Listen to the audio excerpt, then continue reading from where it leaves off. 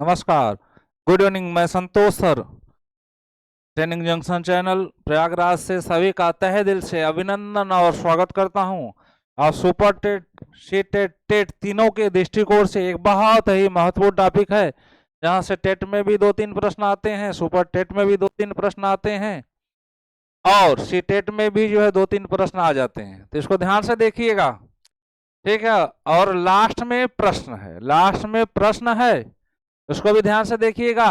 तो पढ़ने के बाद जब आप प्रश्न करेंगे तो चीजें समझ में आएंगी, ठीक है। तो व्यवस्थित है, व्यवस्थित तरीके से आपको बताने का प्रयास किया जा रहा है, इसको ध्यान से देखिएगा, ठीक है। और इस वीडियो को, इस क्लास को अधिक से अधिक लोगों को शेयर कर दीजिए, जिससे इसका लाभ अधिक से अधिक लोगों को मिल सके। तो प्रारंभ करते हैं।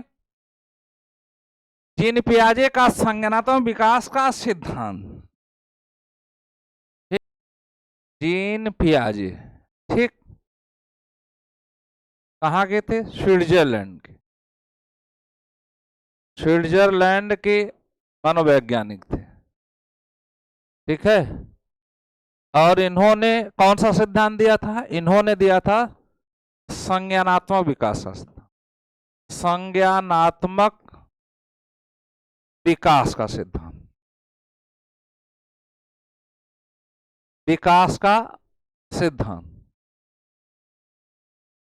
संज्ञानात्मक विकास का सिद्धांत दिया था। तो एक प्रश्न पूछता है कि संज्ञानात्मक विकास या संज्ञानवाद का, मनोविज्ञान में, बाल मनोविज्ञान में संज्ञानवाद का जनक किसे कहा जाता है, ठीक है। तो संज्ञानवाद का जनक की बात होगी तो जीन पियाजे महोदय को कहा जाता है, इसको याद रखिएगा, ठीक। अब संज्ञानवाद होता क्या है? देखिए भाई, एक होता है मानसिक विकास।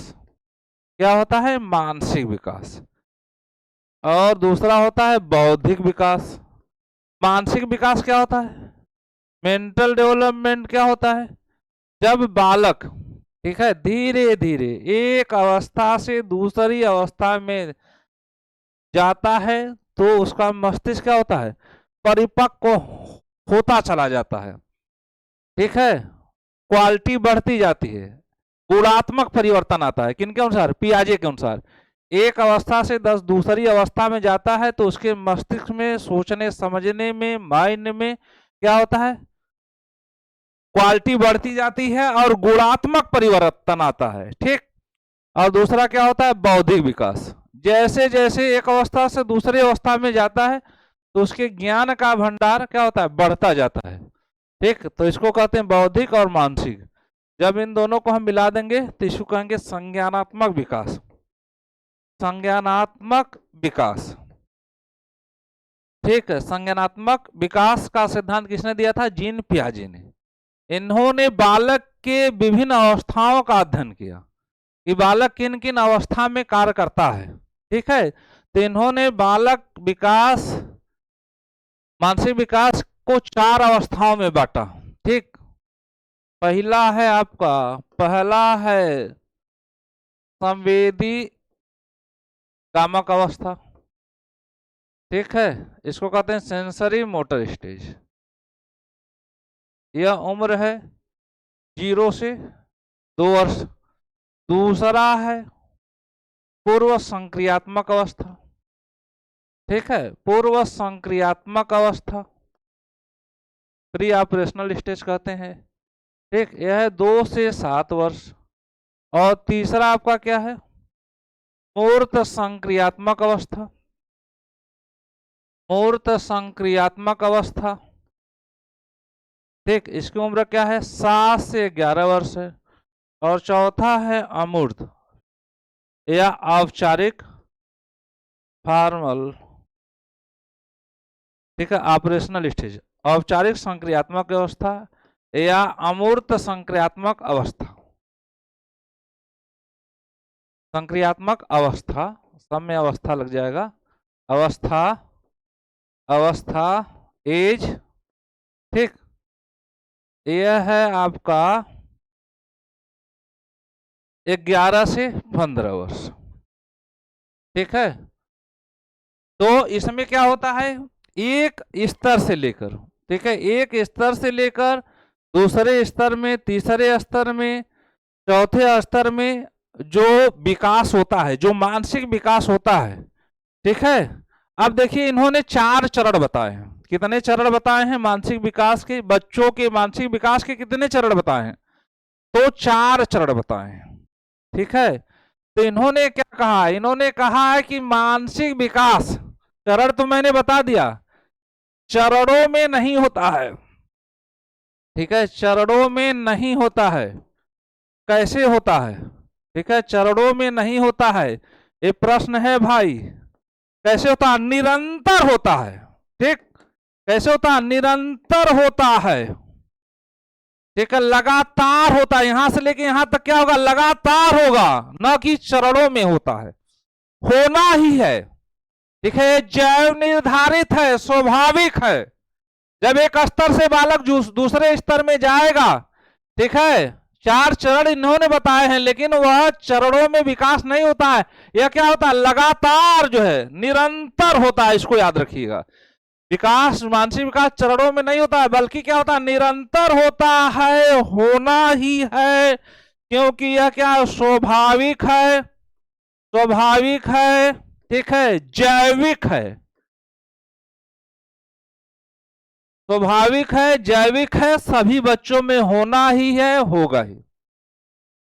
एक प्रश्न मिला आपको, अब इसको भी देख लीजिएगा, ये अवस्था जरूर याद रखिएगा, ठीक है। पहली 4 अवस्था बताया था, अब इसको क्रमबद्ध रूप से याद रखिएगा। पहली अवस्था क्या है भाई? संवेदी गामक अवस्था, 0 से 2 वर्ष।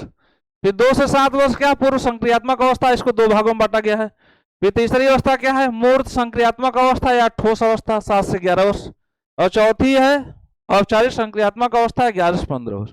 एक क्रम से याद करिएगा, कभी कभी प्रश्न पूछ देता है कि तीसरी अवस्था क्या है, दूसरी अवस्था क्या है, तो आपको पता होना चाहिए। अब एक चीज और याद रखिएगा, चरणों में होता है, निरंतर होता है, स्वाभाविक है, जैविक है। जो परिवर्तन होता है वह क्या होता है? क्वालिटी बढ़ती जाती है, ठीक है। एक अवस्था से दूसरी अवस्था में जो परिवर्तन होता है वह कैसा होता है? वह गुणात्मक होता है। परिवर्तन क्या होता है? गुणात्मक होता है, अर्थात जो है बौद्धिक स्तर क्या होगा? बच्चों का, ठीक है, बौद्धिक मानसिक स्तर क्या होगा? बच्चों का बढ़ता चला जाएगा। तो एक स्तर से दूसरे स्तर में जब जाता है, ठीक, निरंतर होता है, क्या होता है? कौन सा परिवर्तन होता है? गुणात्मक परिवर्तन होता है।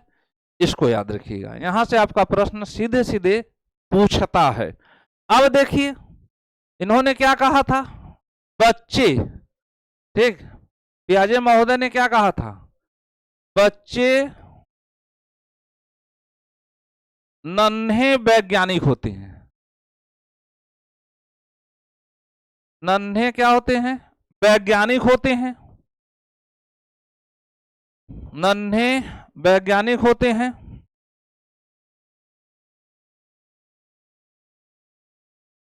वैज्ञानिक होते हैं, नन्हे वैज्ञानिक होते हैं,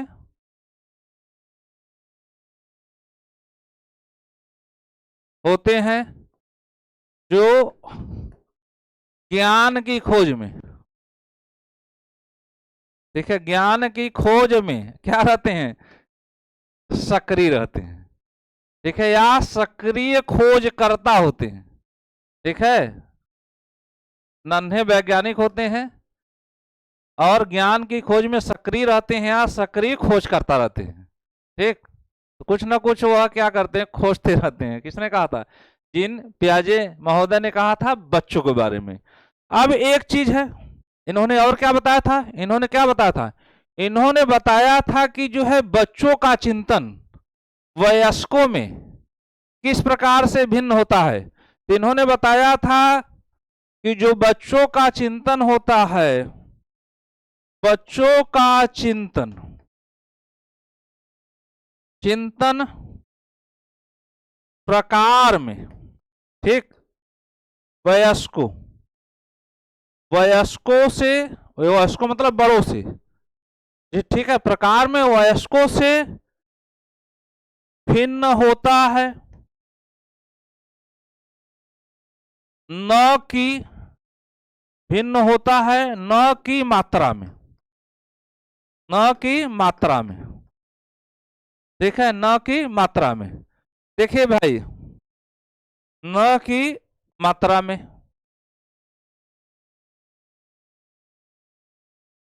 न कि मात्रा में। ठीक, अब ध्यान से समझिए। देखिए बच्चे भी जो है बड़ों से कम नहीं सोचते हैं। ठीक है, मात्रा एकदम बिल्कुल कम नहीं होती है। ठीक, बच्चे भी जितना बड़े सोचते हैं उतना बच्चे भी सोचते हैं, लेकिन अब बच्चों का सोचने का जो है प्रकार होता है, ठीक है, वह बड़ों से भिन्न होता है। तो यहां से भी एक प्रश्न बन रहा आपका। ठीक है, वह कुछ सोचते हैं, अब जैसे हम कुछ सोचेंगे जो है, ठीक, लेकिन वह अपने उम्र के हिसाब से, अब हम जो हमारी उम्र इतनी हो गई है तो हम कुछ सोचेंगे, हम घर बनवाने का सोचेंगे, मकान बनवाने का सोचेंगे, ठीक है, अपनी अगली पीढ़ी के बारे में सोचेंगे कि इनको कैसे पढ़ाए लिखाएं। लेकिन वह क्या सोचेंगे, वह अपने उम्र के हिसाब से सोचेंगे, किस अवस्था में क्या क्या गतिविधियां चलती है उसके हिसाब से सोचेंगे, लेकिन वह हमसे कम बिल्कुल नहीं सोचेंगे। ठीक, तो उनका चिंतन क्या होता है, ठीक है, सिर्फ प्रकार में भिन्न होता है, मात्रा में नहीं भिन्न होता है। ठीक, समझ में आया? कुछ समझ में आना चाहिए, ध्यान से समझने का प्रयास करिए। ठीक है, अब आगे बढ़ते हैं। अब हम जो है एक एक अवस्था अभी देखा था हम लोगों ने, तब वहां चलते हैं हम लोग, एक एक अवस्था देखते हैं। अवस्था हम देखते हैं, संवेदी कामक अवस्था।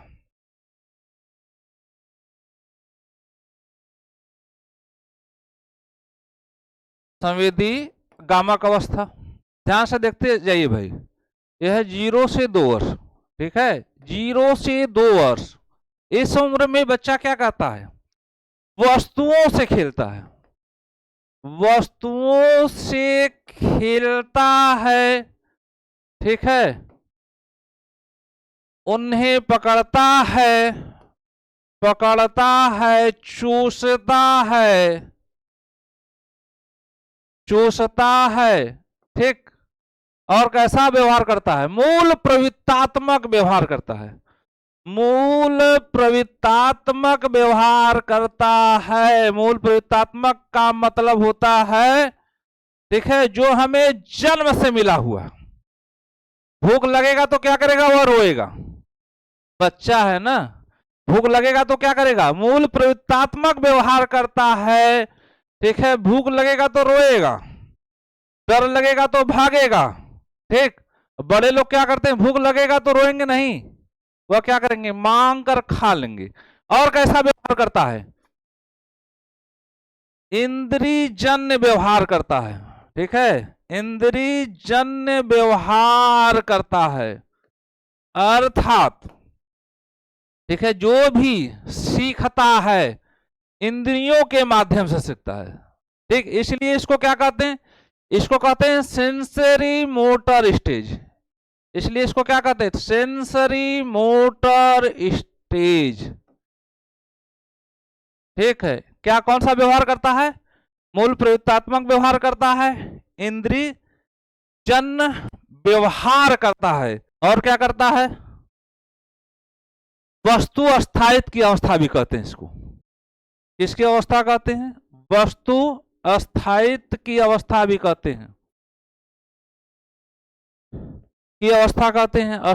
वस्तु अस्थायित्व की अवस्था क्यों कहते हैं, वस्तु अस्थायित्व की अवस्था इसलिए कहते हैं कि वस्तुओं से क्या करता है, या खेलता है, पकड़ता है, चूसता है, तो वस्तु के संबंधित, ठीक है, क्या करता है, धारा बन जाती है। ठीक है, इनके अंदर क्या होता है, धारा बन जाती है। तो प्रमुख चीजें याद रखिएगा, मूल प्रवृत्तात्मक व्यवहार करता है, इंद्रियों के माध्यम से सीखता है, और वस्तु अस्थायित्व की इसको अवस्था कहते हैं, क्योंकि वस्तुओं के बारे में उसको धारा बन जाती है। ठीक है, वह छुएगा, पकड़ेगा, ठीक है, तो वस्तुओं से संबंधित उसके अंदर धारा बन जाती है। तो ये पहली अवस्था हो गई, संवेदी गामक अवस्था। अब आगे बढ़ते हैं, दूसरी अवस्था। ठीक है। दूसरी अवस्था है पूर्व संक्रियात्मक अवस्था। कौन सी अवस्था है? पूर्व संक्रियात्मक अवस्था है। इसको कितने भागों में बांटा गया है? इसको दो भागों में बांटा गया है। पहला है पूर्व संप्रत्यात्मक काल, प्री कंसेप्शनल स्टेज। ठीक है, इसमें क्या करता है, देखिए इसमें जो है अभी बालक के अंदर संप्रत्यय नहीं बना होता है। ठीक है, वह क्या करता है, क्यों कैसे का प्रश्न करता है। क्या, क्यों और कैसे का प्रश्न पूछता है। कैसे का प्रश्न पूछता है। ठीक। अब दूसरी अवस्था है आंत प्रज्ञ चिंतन का काल। यह 4 से 7 वर्ष है। ठीक है, अब इसमें वह सोचना प्रारंभ करता है। इसमें क्या प्रारंभ करता है? सोचना प्रारंभ करता है। ठीक, सोचना प्रारंभ करता है। ठीक है, अब देखिए यहां से प्रश्न क्या मिलेगा आपको। यहां से प्रश्न मिलेगा कि किस अवस्था को चिंतन की अवस्था कहते हैं, किस अवस्था को थिंकिंग एज कहते हैं। ठीक है, तो इस अवस्था को चिंतन की अवस्था कहते हैं। फिर बस चिंतन याद रखिएगा, चिंतन की अवस्था कहते हैं, लेकिन उसका जो चिंतन होता है वह सीधे सीधे होता है। जैसे कोई प्रतिबिंब बन गया, जैसे गाय देख लिया तो बस सोचेगा कि गाय है, भैंस देख लिया तो सोचेगा कि भैंस है, इंसान देख लिया तो सोचेगा कि जो है ये इंसान है, महिला देख लिया तो बस जान जाएगा कि महिला है, सोचने लगेगा कि महिला है। ठीक है, तो प्रतिबिंब बनने लगते हैं, प्रतिबिंब बनने लगते हैं, सीधे सीधे प्रतिबिंब बनते हैं। ठीक है, सीधे सीधे चिंतन होते हैं, कोई लॉजिकल थिंकिंग नहीं होती है। ठीक, आगे बढ़ते हैं, हम लोग देख लेते हैं व्यवस्थित तरीके से। अब यहां पर क्या होता है, पूर्व संक्रियात्मक अवस्था 2 से 7 वर्ष, उसको दो भागों में बांटा गया है। तो इसे खोज की अवस्था कहते हैं। ठीक है, क्योंकि वो क्या करता है, खोजता रहता है, ये क्या है, वो क्या है, मम्मी ये पक्षी कौन सा है, ये सांप क्या है, ठीक है, कौवा क्या है, बिल्ली क्या है, कुछ देखा गया तो पूछता रहता है। तो इसको कहते हैं खोज की अवस्था, या इसको कहते हैं जिज्ञासा की अवस्था। जिज्ञासा की अवस्था, यहां से आपका सीधे सीधे प्रश्न बनेगा। ठीक है, जिज्ञासा की अवस्था कहते हैं, क्योंकि नाना प्रकार के प्रश्न पूछता रहता है, लेकिन प्रश्न उसके सीधे सीधे रहते हैं। ठीक, ये क्या है, सूर्य निकला है तो सूर्य क्या है, चंदा मामा क्या है, इस तरह के उसके प्रश्न रहेंगे। अहम की अवस्था, ठीक, स्टेज ऑफ ईगो, अहम जानते हैं ना। ठीक है, वह नाराज हो जाता है, अगर उसका ईगो कहीं हर्ट करता है तो क्या होता है, नाराज हो जाता है। अगर बच्चा है, प्यार से मोहब्बत से कहिए कि पानी ले आओ बेटा, तो पानी ला देगा। अगर थोड़ा सा डांट के कहिए तो नहीं लाएगा, उसका ईगो टकराएगा जो है। ठीक, या कोई काम कर लिया है तो ईगो में हो जाता है कि नहीं हम जो है पढ़े हैं तो अब हम पढ़े हैं, कुछ काम नहीं करेंगे। जैसे हम लोग नहीं होता, कोई काम कर लिया जो है, हम लोग के अंदर नहीं होता है, कोई काम कर लिया तो लगता है कि हम बहुत बड़ा काम कर लिए हैं, अहम हो जाता है। तो उनके अंदर भी क्या होता है, ईगो बहुत होता है। ठीक, प्रेम मोहब्बत से कहिए तो बात मान जाते, नहीं तो तुरंत गुस्सा जाते हैं, नाराज हो जाते हैं, ईगो हो जाते हैं। ठीक है, कि नहीं नहीं अब हमको नहीं सुनना है। तो इसको कहते हैं अहम की अवस्था। जीववाद की अवस्था, अब देखिए बहुत ही महत्वपूर्ण है जीववाद की अवस्था। जीववाद की अवस्था में क्या करता है वह, ठीक है, निर्जीव वस्तुओं, ठीक है, निर्जीव वस्तुओं को, निर्जीव मतलब होते हैं जिनके अंदर जीव नहीं होता है, निर्जीव वस्तुओं को वह क्या समझता है, सजीव समझता है। ठीक है, निर्जीव वस्तुओं को क्या समझता है, सजीव समझता है। जैसे बच्चा दौड़ रहा है, गिर गया जमीन पे, चोट लग गई उसको, तो उसको जो है वो सोचेगा कि इसने जो है जमीन ने मुझे क्या किया, मार दिया। क्योंकि उसको क्या समझ रहा है, उसको सजीव समझ रहा है कि जिंदा इसने मार दिया, फिर रोने लगेगा, उसी को पीटने लगेगा, इसने मारा है। ठीक, तो इसको जीववाद की अवस्था कहते हैं। फिर मम्मी आ जाएंगी, मम्मी भी आएंगी तो जमीन पे जो है 2 हाथ लगा देंगी या 2 लात लगा देंगी कि मेरे बच्चे को क्यों मार दिया। तो निर्जीव वस्तुओं को क्या समझता है? सजीव समझता है। तो इसको कहते हैं जीवाद की अवस्था। अपलटावी का गुण, ठीक है। देखिए इसमें पलटावी का गुण नहीं पाया जाता है।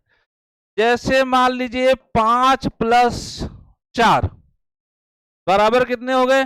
9, ठीक, 9 हो गए ना।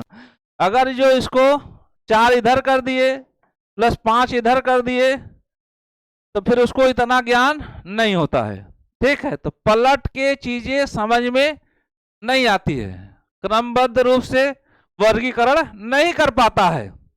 फिर अगला क्या है? केंद्रीकरण की अवस्था। केंद्रीकरण की अवस्था, देखिए भाई, केंद्रीकरण का मतलब है कि कोई चीज देख लिया, यहीं से सीधे सीधे आपके प्रश्न आएंगे भाई।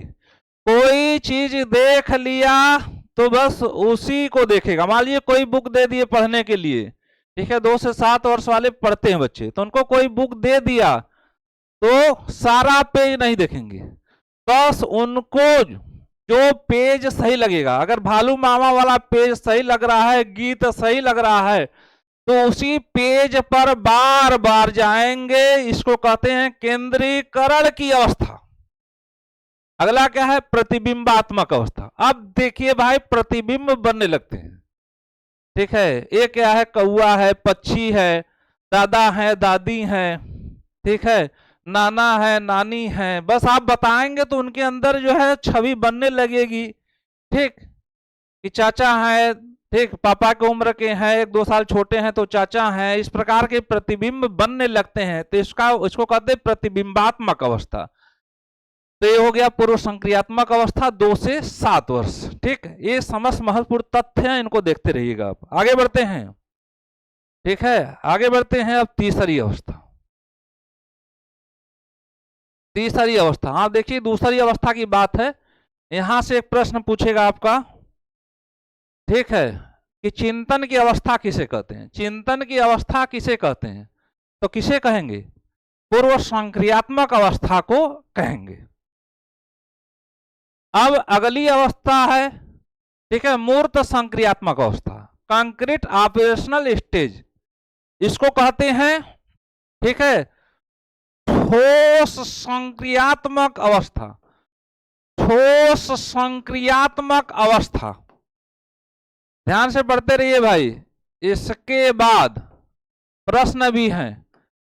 ठोस संक्रियात्मक अवस्था में क्या होता है?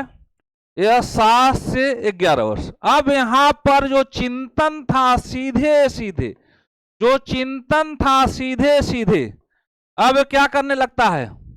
अब जो है तार्किक चिंतन करने लगता है, तार्किक चिंतन करने लगता है। अब जो है उसके प्रश्न सीधे सीधे नहीं होंगे, उसके प्रश्न में क्या होंगे? तर्क होंगे, ठीक, उसके प्रश्न में क्या होंगे? तर्क होंगे। अब ठीक है, अब देखिए यहां तार्किक चिंतन का प्रारंभ हो जाता है। अब पूछने लगेगा, मम्मी से, पापा से नाना प्रकार के प्रश्न पूछने लगेगा, जिसका जवाब देना कठिन हो जाता है, लेकिन जवाब देना चाहिए। तर्क करने लगेगा कि मम्मी बताइए, चंदा मामा मेरे घर पे थे तो नाना जी के यहाँ कैसे आ गए?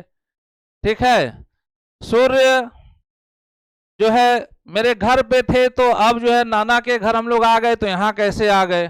ठीक, गाय जो है गोबर देती है, गोबर तो कोई नहीं जल्दी छूता है, ठीक है, उससे जो कंडी बनती है अब उसमें जो है बाटी चोखा बन रहा है तो हम कैसे खाएंगे? इस प्रकार के तार्किक प्रश्न होते हैं, ठीक। अब उसका जवाब देना जो है थोड़ा कठिन होता है, लेकिन जवाब देना चाहिए। अब उसके चिंतन में तार्किक लॉजिक आ जाता है, तार्किक आता था, तो तार्किक चिंतन का प्रारंभ हो जाता है। विलोमीकरण की अवस्था, विलोमीकरण की अवस्था मतलब, ठीक है, अपोजिट के बारे में जान जाता है। अब ठीक है, अपोजिट के बारे में क्या करता है? जान जाता है। जैसे चाचा हैं तो चाची है, ठीक है, चाचा हैं तो चाची हैं, ठीक, मामा है तो मामी है, ये हो गया। इस तरह भी देखेंगे हम इसको, ठीक है, अपोजिट के बारे में क्या होता है? जान जाता है, ठीक। इसके बाद अब इसको विकेंद्रीकरण की अवस्था भी कहते हैं। कौन सी अवस्था कहते हैं? विकेंद्रीकरण की अवस्था कहते हैं, विकेंद्रीकरण की अवस्था कहते हैं। अब इसमें क्या होता है, जैसे अभी क्या होता है, उसका ध्यान जो है एक ही पेज पे रहता है, लेकिन अब उसका ध्यान क्या होता है, अब उसका ध्यान जो है सब जगह जो है जाने लगता है, उसके ध्यान में क्या होता है, फैलाव होने लगता है। तो इसको जो है क्या कहते हैं, विकेंद्रीकरण की अवस्था भी कहते हैं। ये समझ चीजें याद रखिएगा।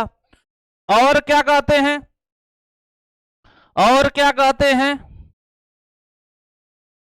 ठीक है, और क्या कहते हैं, संरक्षण की अवस्था भी कहते हैं, संरक्षण की अवस्था कहते हैं, संरक्षण की अवस्था भी कहते हैं। ठीक, संरक्षण की अवस्था भी कहते हैं। अब जैसे संरक्षण क्या हो गया, अब जैसे कोई जो है मान लीजिए एक गिलास में आप 1 पाव दूध ले लीजिए, ठीक है, उसी दूध को कहां डाल लीजिए, कटोरे में डाल लीजिए, ठीक, तो वो समझ जाएगा कि दूध की मात्रा कितनी है, 1 पाव ही है। ठीक, इस कारण इसको क्या कहते हैं, संरक्षण की अवस्था कहते हैं। अब यहाँ पे हम लोगों ने देखा कि विलोमीकरण की अवस्था, ये अपोजिट के बारे में जान जाता है। इसके अलावा क्या होता है, अब जैसे 5 + 3 बराबर क्या हो गए, 8 हो गए। अब उसी को जो है 3 + 5 इधर कर दिए तो भी वह 8 को जान जाएगा। ठीक है, तो इस सेंस से भी देखेंगे तो इसको कहेंगे विलोमीकरण की अवस्था। तो याद रखिएगा। अब क्या करता है, प्रतिबिंबों का वर्गीकरण कर लेता है।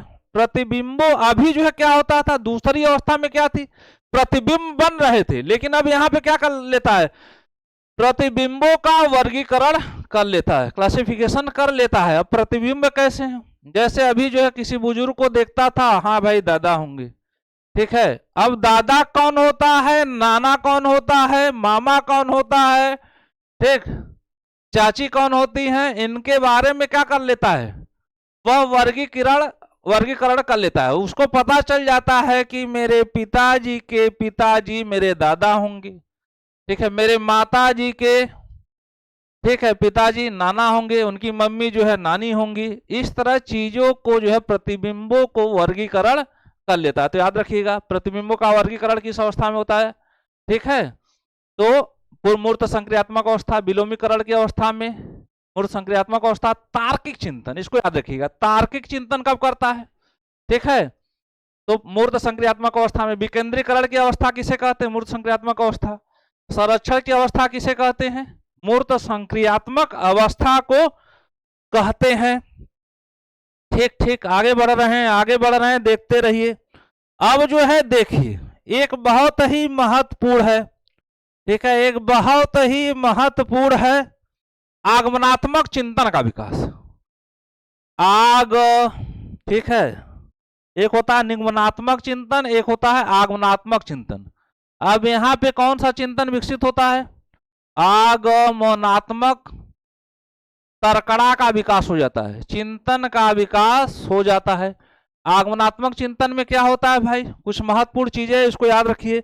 आगमनात्मक चिंतन में क्या होता है, ज्ञात से अज्ञात की ओर, तथ्य से निष्कर्ष की ओर, उदाहरण से नियम की ओर, ठीक है, और स्थूल से सूक्ष्म की ओर, स्थूल से सूक्ष्म की ओर, ठीक, इन समस्त चीजों का क्या होता है, विकास हो जाता है। तो आगमनात्मक चिंतन की बात होगी तो इसको भी याद रखिएगा। अब आगे बढ़ते हैं हम लोग, चौथी अवस्था, अमूर्त या अब्स्ट्रैक्ट्स या, ठीक है, और फॉर्मल ऑपरेशनल स्टेज।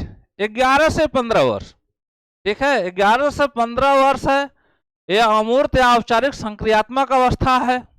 अब इसमें क्या करता है, ठीक है, अब देखिए यहां पे बौद्धिक चिंतन उसका क्या होता है, अधिक क्रमबद्ध हो जाता है। बौद्धिक संगठन अधिक क्या हो जाता है, क्रमबद्ध हो जाता है। और जो है अब जो भी तार्किक चिंतन करता है, ठीक, अब जैसे कोई समस्या आती है, कोई समस्या आ गई उसके सामने कि हमको जो है ठीक है, परीक्षा कैसे पास करनी है, टेट कैसे निकलेगा, सुपर टेट कैसे निकलेगा। ठीक है, तो वह क्या करता है, अपने दिमाग में उस समस्या का समाधान सोच लेता है, अमूर्त चिंतन करने की क्षमता आ जाती है उसके अंदर। ठीक है, तो अब क्या है, इस समस्या का जो है क्या कर लेता है, परिकल्पना निर्माण कर लेता है। परिकल्पना क्या होती है, किसी समस्या का संभावित समाधान। ठीक है, किसी समस्या का संभावित उत्तर तो वह सोच लेता है, परिकल्पना निर्माण कर लेता है कि मुझे जो है कैसे अपने जीवन में सफल होना है या किसी समस्या का समाधान करना है। जो चीजें दिखाई नहीं देती हैं उनके बारे में भी वह क्या करता है, तार्किक रूप से अमूर्त चिंतन करने लगता है। ठीक है, समस्या समाधान युक्ति विकसित हो जाती है। 11 से 15 वर्ष की उम्र की बात हो रही है भाई, अब इसमें किशोरावस्था में वह जा चुका होता है, तो समस्या समाधान युक्ति क्या हो जाती है, विकसित हो जाती है। अब यहाँ पे जो है जो चिंतन है उसका, वह निगमनात्मक चिंतन है। ठीक है, और तीसरी अवस्था में क्या थी, जो है आगमनात्मक चिंतन थी, तो यहाँ पे निगमनात्मक चिंतन है। यह सब जो है उल्टा हो जाएगा। ठीक, सूक्ष्म से स्थूल की ओर, सूक्ष्म से स्थूल की ओर। ठीक है, ठीक, और क्या हो जाएगा, ठीक है, निष्कर्ष से तथ्य की ओर, निष्कर्ष से तथ्य की ओर, निष्कर्ष से तथ्य की ओर। और कहां बढ़ेगा जो भाई, निष्कर्ष से तथ्य की ओर, नियम से उदाहरण की ओर, नियम से उदाहरण की ओर, नियम से उदाहरण की ओर। ठीक है, अज्ञात से ज्ञात की ओर, अज्ञात से ज्ञात की ओर, इसको याद रखिएगा। ठीक है, अब देखिए भाई, सूक्ष्म जो छोटी से छोटी चीजें हैं वहां से स्थूल बड़ी चीजों पे आ जाएगा। निष्कर्ष से तथ्य की ओर, निष्कर्ष निकाल लेगा, नियम अपना बना लेगा, जो है नियम बनाने लगेगा, उसका उदाहरण भी दे लेगा जो है, और जो चीजें दिख नहीं रही वहां से फिर ज्ञात की तरफ आ जाएगा। तो यह इसको कहते हैं निगुणात्मक चिंतन, आगमनात्मक चिंतन का अपोजिट होता है। ठीक, तो ये तथ्य यहां से आएंगे आप लोगों को। ठीक है, पूछेगा कि जो है अमूर्त रूप से तार्किक चिंतन कब करता है, समस्या समाधान युक्ति कब विकसित होती है। ठीक, परिकल्पना का निर्माण कब कर लेता है, निगुणात्मक चिंतन कब करता है, तो किस अवस्था में करता है, अमूर्त या औपचारिक संक्रियात्मक अवस्था में। अब फिर से एक बार देखिए। ठीक है, संवेदी गामक अवस्था को अस्तु अस्थायित्व की अवस्था कहते हैं या इंद्रिय जन्य अवस्था कहते हैं। ठीक है, आप मूल प्रयुक्तात्मक व्यवहार करता है उसमें। ठीक, दूसरी अवस्था में क्या होता है, वहां पे चिंतन प्रारंभ होता है। ठीक है, अगर प्रश्न पूछता है चिंतन किस अवस्था में प्रारंभ होता है, तो दूसरी अवस्था में, पूर्व संक्रियात्मक अवस्था में। फिर तीसरी अवस्था क्या है, ठोस या मूर्त संक्रियात्मक अवस्था, उसमें अगर तार्किक चिंतन पूछता है तो तीसरी अवस्था में। ठीक है, अगर अमूर्त रूप से तार्किक चिंतन की बात होगी तो चौथी अवस्था में। ठीक, समझ में आना चाहिए, तो आप पढ़िएगा, समझ में आ जाएगा। ठीक है, आगे बढ़ते हैं, आगे बढ़ते हैं। ठीक है, अब देखिए यहां से महत्वपूर्ण है, जीन पियाजे, स्कीमा और स्कीम्स, स्कीमा और स्कीम्स।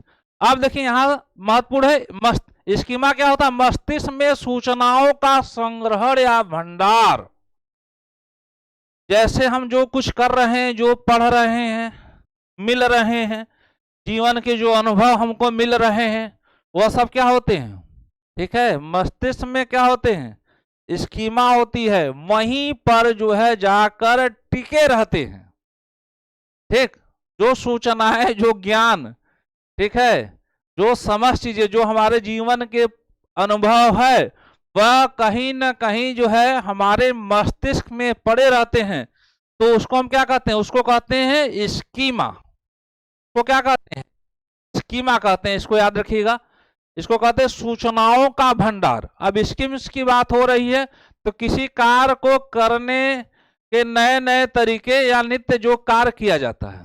ठीक है, किसी कार्य को हम जैसे नए नए तरीके से करते हैं, रोज नित्य काम किया जाता है, अर्थात नहा धोकर कोई जो है रोज उठकर पूजा पाठ करता है तो नित्य वही काम करता है, ठीक है। या कुछ अलग हट के कुछ करना है, कोई जो है कुछ काम करता है तो कोई कुछ काम करता है नए नए तरीके से, तो उसको कहते हैं स्कीम्स। लेकिन हमको चर्चा कहाँ करनी है? स्कीमा पर। स्कीमा क्या होता है? सूचनाओं का भंडार, ठीक है, जो हमारे मस्तिष्क में पड़ा रहता है। अब आगे बढ़ते हम।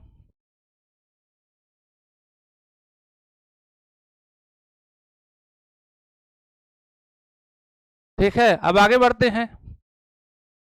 अब जो है स्कीमा की प्रक्रिया, स्कीमा की प्रक्रिया, ठीक है, आगे बढ़ते हैं, हम देखेंगे स्कीमा की प्रक्रिया।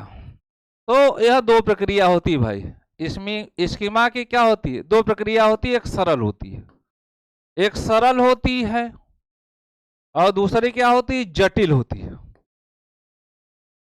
ठीक है। दूसरी क्या होती है? जटिल होती है। सरल और जटिल, ठीक। अब जैसे स्कीमा क्या हो गया? सूचनाओं का भंडार हो गया मस्तिष्क में, ठीक है। तो इसमें दो प्रक्रिया होती है, एक सरल होती है, जैसे जिसे हम मोटर गाड़ी खिलौने, मोटर गाड़ी खिलौनों के उदाहरण से समझ सकते हैं, ठीक है। मोटर है, गाड़ी है, खिलौने हैं, ठीक, इस टाइप की जो सूचनाएं हैं। दूसरी क्या है? जटिल होती, जिनको समझना थोड़ा कठिन होता है, अर्थात अंतरिक्ष का निर्माण, अंतरिक्ष का निर्माण या ब्रह्मांड का निर्माण कैसे हुआ, ठीक है। यह सूचना क्या, दो प्रक्रिया है। तो एक जो है प्रक्रिया सरल होती है, जिसको समझना जो है, जो सरल चीजें होती है उनको समझना आसान होता है, और कुछ चीजें जो है कठिन होती हैं तो उनको जो है समझना जटिल होता है। तो प्रक्रिया दो हो गई, सरल और जटिल। अब आ जाते हैं स्कीमा के भाग, ठीक है, स्कीमा के भाग। अब यहां से आपको जो है प्रश्न मिलेंगे, अब यहां से आपको प्रश्न मिलेंगे, ठीक है। स्कीमा के भाग, पार्ट ऑफ द स्कीमा। अब अनुकूलन क्या होता है भाई? अनुकूलन वातावरण के अनुसार खुद को ढाल लेना। जैसे आप लोग कहीं भाई शिक्षक बन जाएंगे 100%, जो जो भी पढ़ रहा है मेहनत से सभी लोग शिक्षक बन जाएंगे। तो आप जो है कहीं जो है चले गए, दूर दराज मिल गया आपको विद्यालय, स्कूल, कॉलेज, लेकिन वहां पर वातावरण क्या है? विपरीत है। लेकिन वहां पर आप जाकर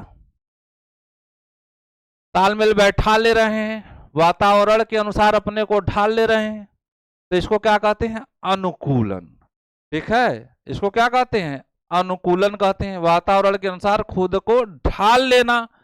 फिर आगे बढ़ते हैं, अनुकूलन की प्रक्रिया।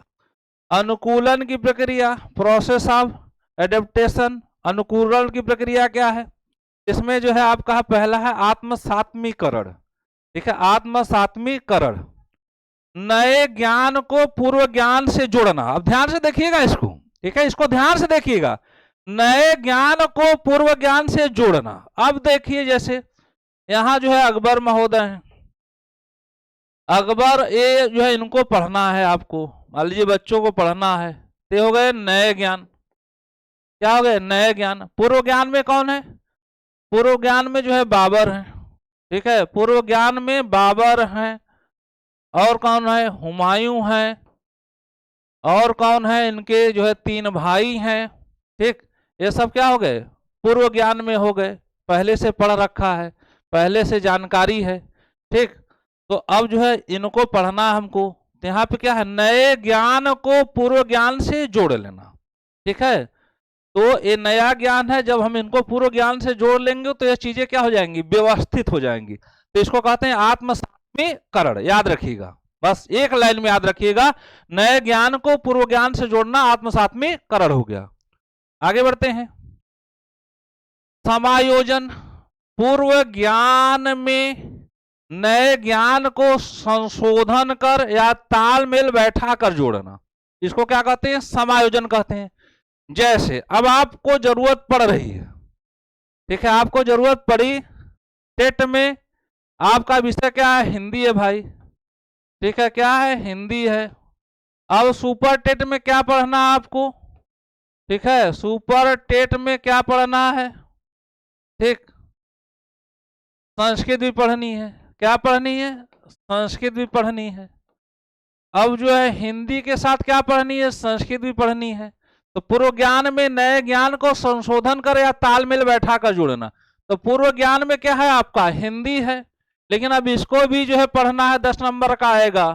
ठीक, तो किसी तरह जो है भाई अब संस्कृत भी पढ़ लें हम, अगर संस्कृत नहीं पढ़े हैं तो संस्कृत भी पढ़ लें, तालमेल बैठा लें, ठीक है, संशोधन कर लें, ज्ञान में संशोधन कर को इसको भी जो है यहाँ पे जोड़ लें। तो इसको क्या कहते हैं? समायोजन कहते हैं। ठीक, अगला है साम्य धारण, इक्विलिब्रियम। ठीक है, साम्य धारण क्या हो गया? अब जो है कभी कभी बहुत से चीजें समझ में नहीं आती है। मान लीजिए गणित भी पढ़नी है, ठीक है, 20 नंबर का साथ गणित भी देता है। अब गणित भी पढ़नी है, टेट तो चलो निकल गया किसी न किसी तरह जो है, ठीक, अब इसमें 20 नंबर का गणित पढ़नी है, तो अब क्या करें? अब क्या करें? साम्यधारण क्या कहता है? तो हम क्या करते हैं? समायोजन पहले करते हैं कि गणित आ जाए। ठीक, नहीं समझ में आ रहा है, फिर हम क्या करते हैं? साम्यधारण। ठीक है, क्या करते हैं हम? अनुकूल आत्मसात्मीकरण करते हैं। पहले हम क्या करते हैं? आत्मसात्मीकरण करते हैं, फिर हम क्या करते हैं? समायोजन करते हैं। ठीक है, पहले एक एक करके देखते हैं कि भाई ये भी आ जाए। लेकिन जब क्या होता है, जब चीजें नहीं आती है तो हम पूरा जो है जान लगा देते हैं। ठीक, फिर समायोजन, समायोजन प्लस, समायोजन प्लस, ठीक है, आत्मसात्मीकरण प्लस आत्मसात्मीकरण। सात्मीकरण जब दोनों प्रक्रिया एक साथ काम करने लगती है तो इसको हम क्या कहते हैं? इसको कहते हैं साम्य धारण। ठीक है, जब स्कीमा में डालने के लिए, ले जाने के लिए जब समायोजन और आत्मसात्मीकरण की प्रक्रिया दोनों हम लगा देते हैं कि किसी तरह जो है तैयार हो जाए, व्यवस्थित हो जाए कि हम अपने जीवन में सफल हो जाए, तो इसको क्या कहते हैं भाई? साम्य धारण। जब उपयुक्त दोनों प्रक्रिया साथ करने लगता है तो इसको कहते हैं साम्य धारण। तो कुछ समझ में आया? फिर से समझिए। ठीक है, अब जो है स्कीमा के भाग, अनुकूलन हो गया, वातावरण के अनुसार खुद को ढाल लेना। अनुकूलन की प्रक्रिया में आत्मसात्मीकरण, नए ज्ञान को पूर्व ज्ञान से जोड़ लिए हम। फिर अगला क्या है? समायोजन, पूर्व ज्ञान में नए ज्ञान को संशोधन कर या तालमेल बैठा कर जोड़ना, समायोजन हो गया। ठीक है, क्या हो गया? समायोजन हो गया। फिर उसके बाद क्या हो गया? साम्य धारण। अब जो है कुछ चीजें नहीं करनी है, तो अब नहीं समझ में आ रहा है, इसको भी प्रयोग कर लिया, इसको भी अलग अलग प्रयोग कर लिया। फिर इन दोनों को हम क्या करते हैं? समायोजन आत्मसात्मीकरण दोनों को मिलाकर जब कोई कार्य करते हैं, दोनों प्रक्रिया एक साथ चलने लगती है तो कहते हैं साम्य धारण। कुछ क्लियर हुआ? कुछ क्लियर हुआ होगा, ये भी महत्वपूर्ण है। ठीक है, यहां से भी जो सीटेट में 1-2 प्रश्न आ जाते हैं, और स्कीमा याद रखिएगा, स्कीमा से टेट में भी आ जाते हैं, सुपर टेट में भी आ जाते हैं। स्कीमा क्या है? ठीक है, मस्तिष्क में सूचनाओं का भंडार है। एक संज्ञानवाद का जनक कौन था? संज्ञानवाद का जनक जीन पियाजे महोदय थे।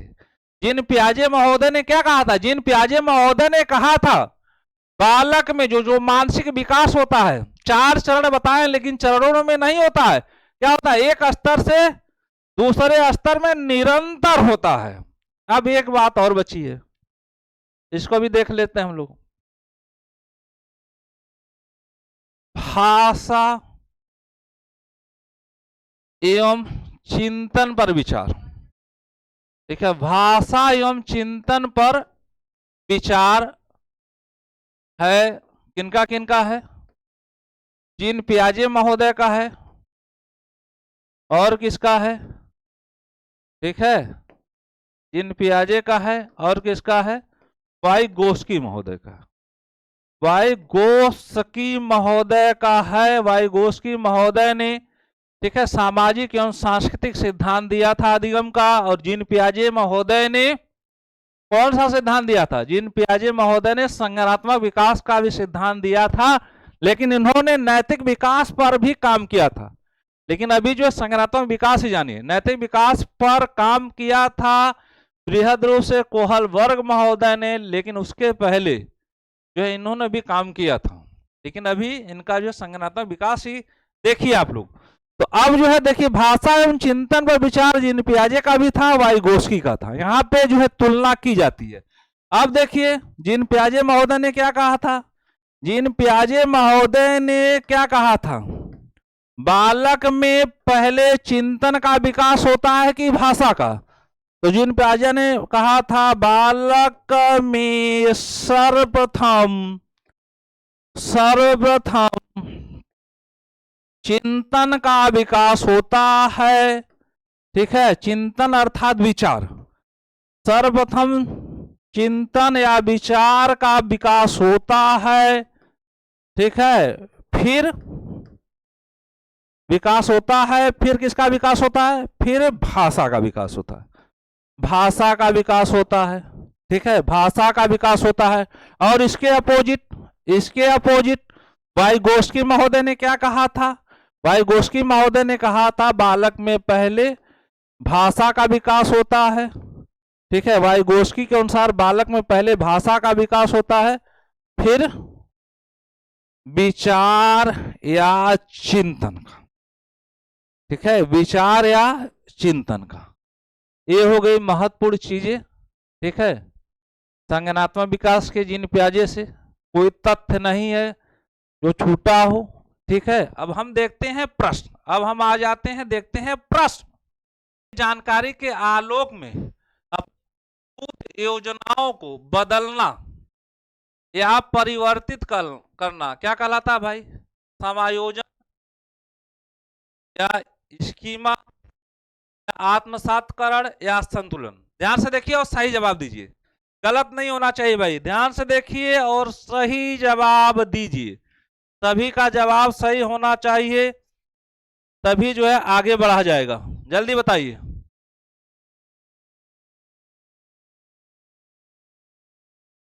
ठीक है, नई जानकारी के आलोक में अपनी मौजूदा योजनाओं को बदलना या परिवर्तित करना क्या कहलाता है? ठीक, समझ में आया था ना? अभी बताया गया था कि जब जो है मौजूद योजनाओं को बदला जाता है या परिवर्तित किया जाता है तो उसको क्या कहते हैं? उसको, ठीक है, स्कीमा नहीं कहेंगे, या तो सूचनाओं का भंडार है। आत्मसात्मीकरण भी नहीं कहेंगे, संतुलन भी नहीं कहेंगे। क्या हो जाएगा? ए इज द राइट आंसर। आगे बढ़ते हैं, अगला प्रश्न। पियाजे का मानना था कि, दूसरा प्रश्न ध्यान से देखिए, पियाजे का मानना था कि बच्चे अपने स्वयं के संज्ञानात्मक संसार का निर्माण करते हैं और इसके अनुकूल होने के लिए मानसिक संरचनाओं का निर्माण करते हैं। जैसे ही बच्चा नई जानकारी को अपनी पिछली योजनाओं में जोड़ता है, क्या कहलाता है? ठीक, अब देखिए, नई जानकारी को, नए ज्ञान को पूर्व ज्ञान के साथ जोड़ता है तो क्या कहलाता है? अभी पढ़े थे आप लोग, अनुकूलन या, ठीक है, स्कीमा या निवास स्थल? जल्दी से बताइए और सही जवाब आना चाहिए भाई। हाँ बिल्कुल बिल्कुल बिल्कुल सही जवाब आ रहा है। तो देखिए भाई, ये नहीं होगा, ये भी नहीं होगा, ये भी नहीं होगा, क्या होगा? आत्मसातकरण, ये इज द राइट आंसर। आगे बढ़ते हैं, अगला प्रश्न। ठीक है, आर एक 3 साल का बच्चा है, कोई अन्य व्यक्ति होने का नाटक करता है और अलग अलग आकार के ब्लॉकों को इस तरह मानता है जैसे कि लंबे ब्लॉक वाले माता और उनके साथ खेलते थे। पियाजे के अनुसार यह सक्रिय रूप से संलग्न है, किसमें है भाई? सहज विचार में, ठीक है, या जीवादी सोच में, या प्रतिवर्ती सोच में? ठीक, अब जो है एक 3 साल का बच्चा कोई अन्य व्यक्ति होने का नाटक करता है। अब देखिए भाई, जो अलग अलग आकार के ब्लॉकों को इस तरह मानता है जैसे लंबे ब्लॉक वाले माता पिता है और छोटे ब्लॉक वाले बच्चे हैं, तो ये किस में हो जाएगा? तो सहज विचार नहीं है भाई, ठीक है। जीववादी सोच भी नहीं है, ठीक। निर्जीव वस्तुओं को सजीव समझना, प्रतिवर्ती सोच भी नहीं है, ठीक है। रिवर्सिबल सोच भी नहीं है, तो क्या हो जाएगा? यह काल्पनिक विचार है। B is the right answer. आगे बढ़ते हैं। एक बिल्ली को देखने के बाद एक बच्चा कहता है कि यह कुत्ता है, क्योंकि बच्चा अधिगम करता है कि कुत्ते के 4 पैर होते हैं। यह विचार किसका प्रतिनिधित्व करता है?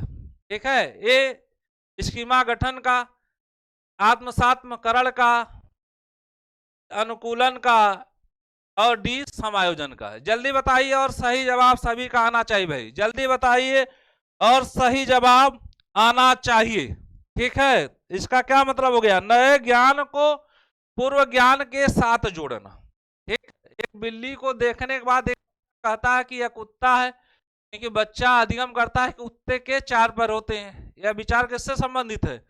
ठीक है, नए ज्ञान को पूर्व ज्ञान से जोड़ना, इसका तो तात्पर्य यही है। तो क्या हो जाएगा आंसर? जल्दी बताइए। तो देखिए भाई, ये भी नहीं है, ये भी नहीं है, ये भी नहीं है, तो B is the right answer. आगे बढ़ते हैं, अगला प्रश्न। लगभग 4-5 वर्ष की आयु में बच्चे बहुत से सारे क्यों प्रश्न पूछते पाए जाते हैं। उदाहरण के लिए, आसमान नीला क्यों है? आसमान नीला क्यों है? सूरज क्यों चमकता है? हम कैसे बढ़े? जब सभी बच्चे थे तो माँ कौन थी? यदि इस व्यवहार का अंतर्निहित तो उद्देश्य क्या हो सकता है? जल्दी बताइए, क्या हो सकता है भाई? जल्दी बताइए। वे अपने माता पिता के ज्ञान को परखने की कोशिश कर रहा है।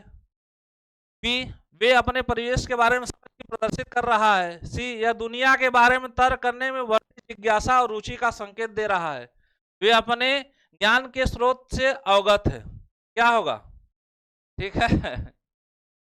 तो देखिए भाई, यह भी नहीं है, यह भी नहीं है, यह भी नहीं है।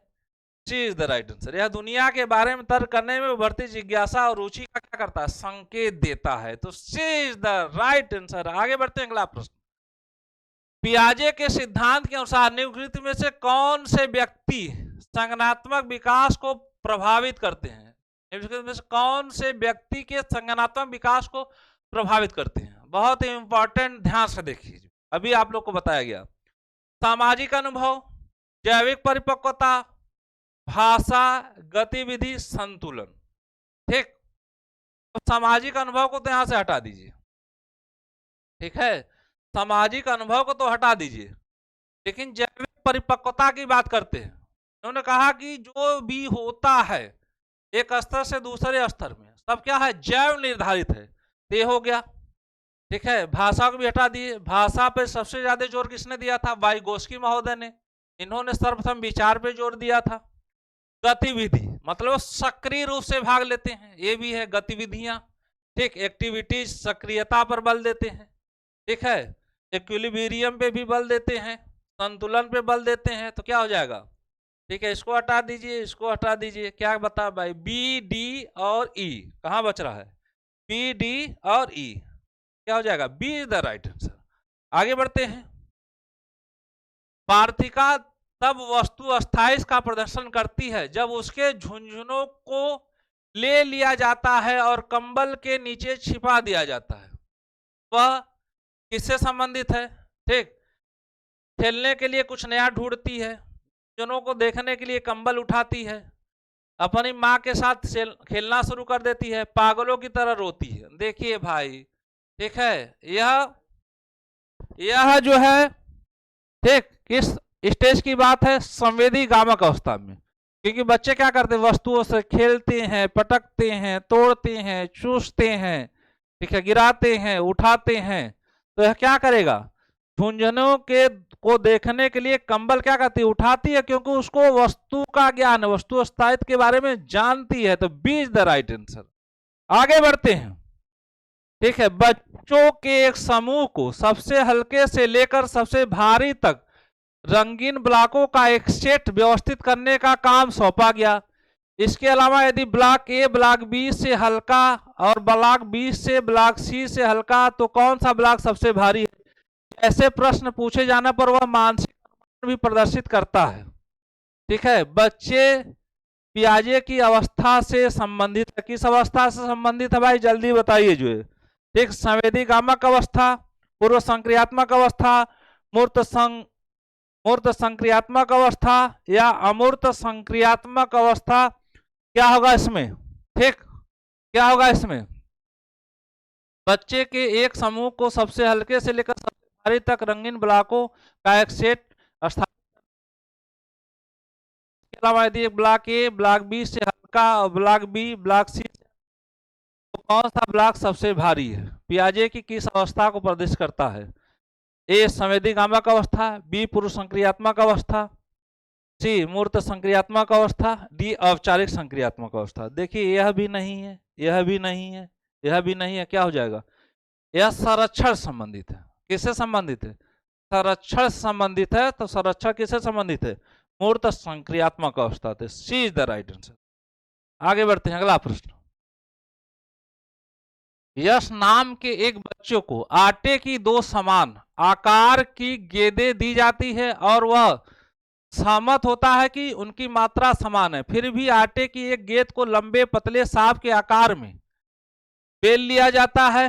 अब बच्चे से पूछा जाता है कि क्या बची हुई गेंद और चपटे समान में मात्रा में आटा है। तो वह असहमत था। इस संदर्भ को देखते हुए यश में कौन सी कमी है, क्रमबद्धता की, ठीक है, समावेशन की, या जीवात की, या संरक्षण की।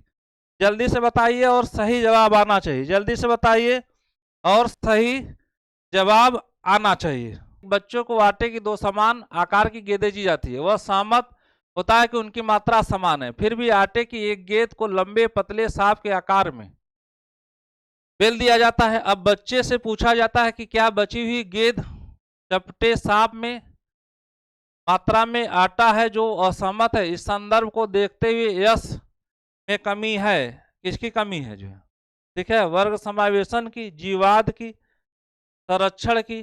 ठीक है, देखिए भाई, क्रमबद्धता की कमी नहीं है, वर्ग समावेशन की कमी नहीं है, जीवात की कमी नहीं है, यह संरक्षण की कमी इज द राइट आंसर। आगे बढ़ते हैं। ठीक है, एक बच्चा अवसारी चिंतन का उपयोग करके अपनी समस्या को हल करना शुरू कर देता है। तो जीन पियाजे के अनुसार बच्चा किस अवस्था में है। ठीक है, एक बच्चा अवसारी चिंतन का उपयोग करके अपनी समस्या को हल करना शुरू कर देता है। तो जीन पियाजे के अनुसार बच्चा किस अवस्था में है। ए संवेदी गामक अवस्था, सेंसरी मोटर स्टेज, पूर्व संक्रियात्मक अवस्था, प्री ऑपरेशनल स्टेज, मूर्त संक्रियात्मक अवस्था, कंक्रीट ऑपरेशनल स्टेज, या औपचारिक संक्रियात्मक अवस्था, फॉर्मल ऑपरेशनल स्टेज। अब यहां पे किसकी बात हो रही है, अवसारी चिंतन की। ठीक है, ठीक, किसकी बात हो रही है, अवसारी डाइवर्जेंट थिंकिंग की बात हो रही है। तो अब इसमें क्या है, अवसारी चिंतन क्या होता है, समस्या एक समाधान बहुत से, समस्या एक समाधान बहुत से। तो किससे संबंधित हो जाएगा, ठीक है, तो यह जो है किससे संबंधित हो जाएगा, तो अमूर्त चिंतन से या परिकल्पना निर्माण से। तो क्या होगा आंसर, सही जवाब दीजिए। तो यह नहीं होगा भाई, ठीक है, यह भी नहीं होगा, यह भी नहीं होगा। तो D is the right answer. अगला प्रश्न, पियाजे के अनुसार पहले संवेदी गामक उपचरण के दौरान शिशुओं के व्यवहार होते हैं स्वतुल्य, दुर्नुकूलित, अपरिवर्तनीय, या प्रबलित। क्या हो जाएगा, जल्दी से बताइए जो है, ठीक है, क्या हो जाएगा। ठीक, ठीक है, पियाजे के अनुसार पहले संवेदी गामक उपचरण के दौरान शिशुओं के व्यवहार होते हैं, क्या होते हैं, जल्दी बताइए। देखिए भाई, अभी बताया गया आप लोगों को, संवेदी गामक अवस्था में बालक क्या करता है, चीजों को पकड़ता है, तोड़ता है, मोड़ता है, चूसता है। ठीक है, तो क्या हो जाएगा, ये नहीं होंगे, ये नहीं होंगे, ये नहीं होंगे, क्या हो जाएगा, स्वतुल्य अर्थात चूसना। ये इज द राइट आंसर। आगे बढ़ते हैं। पियाजे के अनुसार निम्नलिखित में से किस अवस्था में बच्चा अमूर्त घटनाओं के बारे में तार्किक प्रश्न करता है? ठीक है, तो यह तो नहीं है, यह भी नहीं है, इन दोनों बताइए। तार्किक चिंतन करता है अमूर्त घटनाओं के बारे में। अगर सिर्फ तार्किक चिंतन की बात होती है, सिर्फ तार्किक चिंतन की बात होती कि तार्किक चिंतन करता है तो आपका अमूर्त संक्रियात्मक अवस्था हो जाता है, लेकिन यहाँ पे अमूर्त घटनाओं के बारे में तार्किक चिंतन करता है तो क्या हो जाएगा? सही जवाब बताइए भाई, क्या होगा? तो D is the right answer. ठीक है, औपचारिक या अमूर्त संक्रियात्मक अवस्था, D is the right answer. आगे बढ़ते हैं, एक दो प्रश्न और हैं। पियाजे के अनुसार व्यक्तिगत कहानी निम्न की एक विशेषता है। ठीक है, व्यक्तिगत कहानी निम्न की एक विशेषता है। ठीक, विलंबित बचपन का, प्रारंभिक बचपन का, वयस्कता का या किशोरावस्था का। ठीक है, किस उम्र में जो है, ठीक, व्यक्तिगत कहानी बन जाती है भाई? ठीक है, देखिए, विलंबित बचपन नहीं, प्रारंभिक बचपन भी नहीं, वयस्कता को भी हटा दीजिए, किशोरावस्था में जो है बहुत से गतिविधियां होती हैं। ठीक है, बहुत से चिंतन का विकास, अमूर्त चिंतन का विकास होता है, परिकल्पना निर्माण का विकास होता है, समस्या समाधान की युक्ति विकसित होती है। ठीक है, बहुत से गतिविधि होती है। ठीक, तो यहाँ पे व्यक्तिगत कहानी बन जाती है, तो यहाँ पे हो जाएगा आपका एडोलसेंस, किशोरावस्था। D is the right answer. अगला प्रश्न, निम्नलिखित में से कौन सा चरण सही सुलमित नहीं है? अब ध्यान से देखिए और सही बताइएगा। संरक्षण है औपचारिक परिचालन चरण से, वस्तु अस्थायी थे सेंसरी मोटर स्टेज से। ठीक है, उत्क्रमणिता है ठोस अवस्था से, और अहम केंद्रित पूर्व संचालन से। ठीक है, ध्यान से देखिए, अभी पढ़ाया गया है आप लोगों को। ठीक, अभी पढ़ाया गया है, और आप बताइए अहम केंद्रित व्यवहार कब करता है भाई? ईगो सबसे ज्यादा कब होता है उसके अंदर? ठीक है, इसमें दिया कौन सुमेलित नहीं है? यह तो सुमेलित है। अहम केंद्रित व्यवहार कब करता है? प्री ऑपरेशनल स्टेज में। ठीक है, उत्क्रमणीयता, ठीक, रिवर्स कब कर लेता है? ठीक है, विलोमीकरण कब कर लेता है? तो ठोस अवस्था में, अर्थात, ठीक है, अर्थात मूर्त संक्रियात्मक अवस्था में। यह भी सही है। अब वस्तु अस्थायित्व की बात कब होती है भाई? ठीक है, सेंसरी मोटर स्टेज में, संवेदी गामक अवस्था में। यह भी सही है, लेकिन संरक्षण की बात कब हो रही थी? संरक्षण की बात कब हो रही थी? तो संरक्षण की बात तीसरी अवस्था में हो रही थी। कौन सा गलत है, कौन सा भिन्न है? यही भिन्न है। ठीक है, तो ए इज द राइट आंसर। इस प्रकार से आपका, ठीक है, आज के सेशन में जीन पियाजे जो महत्वपूर्ण था सीटेट की दृष्टिकोण से, अन्य परीक्षाओं के दृष्टिकोण से, टेट और सुपर टेट के भी दृष्टिकोण से, तो उसको ध्यान से पुनः देख लीजिएगा, एक एक बिंदु देख लीजिएगा, और जो मुझे पूरा आशा विश्वास है कि आप लोगों को समझ में आ जाएगा। ठीक, चलिए फिर अगले क्लास में पुनः मिलते हैं, और इस वीडियो को अधिक से अधिक लोगों को शेयर कर दीजिए, जिससे इसका लाभ अधिक से अधिक लोगों को मिल सके। पुनः सभी का, ठीक है, प्रयागराज की धरती से मैं संतोष सर अभिनंदन और स्वागत करता हूं ट्रेनिंग जंक्शन चैनल पर। Thank you so much.